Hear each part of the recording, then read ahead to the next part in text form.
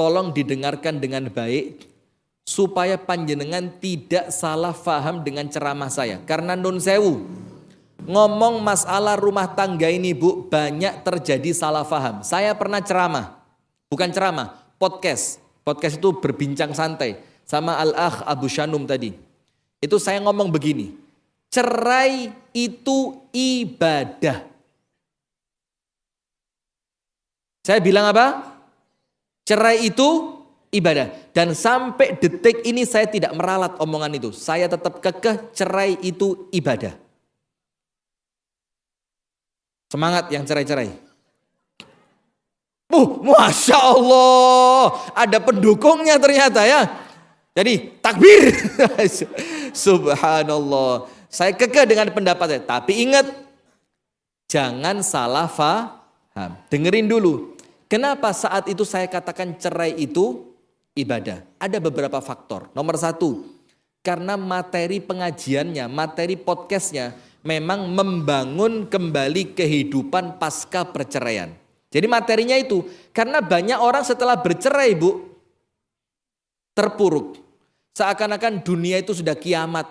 Wes gak wani metu omah, gak wani rabi maneh, gak wani kerja. Maka karena materinya itu, kita kasih sesuatu yang bikin orang yang cerai itu besar hati. Yang kedua, karena apa? Karena wes kedaden. Sudah terlanjur apa? Terjadi. Kalau belum terjadi, yo jangan ngomong, oh, saya mau ibadah lah. Ibadah apa yang kamu pilih? Cerai. Loh, ngawur ini ya. Nah karena kasus yang sedang kita bahas, orang yang sudah terlanjur apa? Cerai. Dan yang ketiga, ini penting. Panjenengan dengarkan fokus ya. Pak. Rokoknya dimatiin dulu Pak. Itu yang belakang. Udah ada ya? Tak kira ada. Bu, yang petan tolong berhenti sebentar. Bu. Iya, tuh mau panjenengan kata. Iya saya tahu. Tapi nanti aja petannya. Itu loh yang jilbab hitam itu Bu. Bu, jilbab hitam. Banyak hitam ya. Sudah. Kenapa saya bilang cerai itu ibadah? Nomor satu. Cerai itu yang mensyariatkan siapa? Adanya perceraian yang mensyariatkan siapa? Loh. Saya ulang, cek panjenengan sedoyo dong.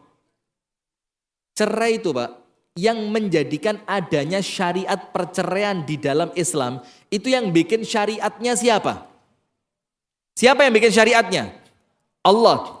Ketika Allah mensyariatkan adanya tuntunan perceraian di dalam surat At-Tolak, kemudian perempuan yang cerai diatur masa iddahnya sekian. Suami yang menceraikan istrinya diatur cerai 1, talak 2, talak 3. Itu yang ngatur semuanya siapa? Allah. Maka ketika Allah yang ngatur dan dijalankan, kasih garis bawah, sesuai dengan aturan Allah. Sebabnya benar. Caranya benar. Setelah perceraian juga tidak terjadi permusuhan, tetap dalam kebenaran. Maka cerai ibadah atau bukan? Karena begini, ada orang makso gak gelem cerai, tapi setiap hari rumah tangganya hanya mengumpulkan dosa. Ada apa enggak? Hanya gara-gara egois.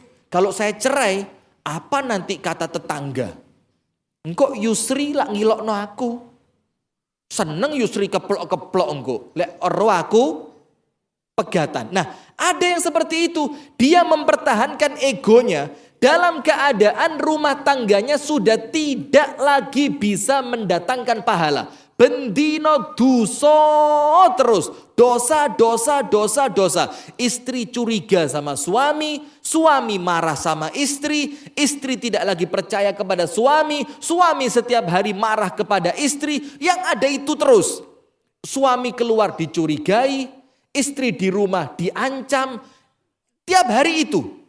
Maka untuk apa lagi dipertahankan kalau yang bertambah bukan pahala tapi, nah maka cerai itu ibadah nomor 1. Ketika dijalankan sesuai tuntunannya. Nomor 2, ketika cerai itu alasannya apa? Jelas. Nomor 3, ketika dari perceraian itu yang dicari adalah keridhaan dari Allah. Sampai ada hadis Bu.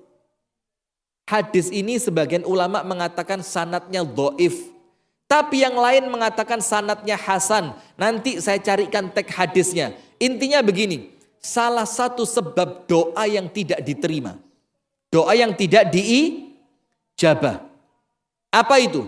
Suami yang memiliki istri yang akhlaknya jelek, ibadahnya jelek, tapi suami tidak mau menceraikan hanya gara-gara perkara duniawi. Perkara duniawi itu apa? Lek tak pegat eman wong si ayu. Lek tak pegat eman wong soge. Wong bojoku iki pinter. Nah, dia tidak menceraikan istrinya, tapi alasannya apa? Dunia. Itu sebab doa tidak diterima. Berarti pada posisi ini cerai dianjurkan apa enggak? Cerai dianjurkan apa enggak?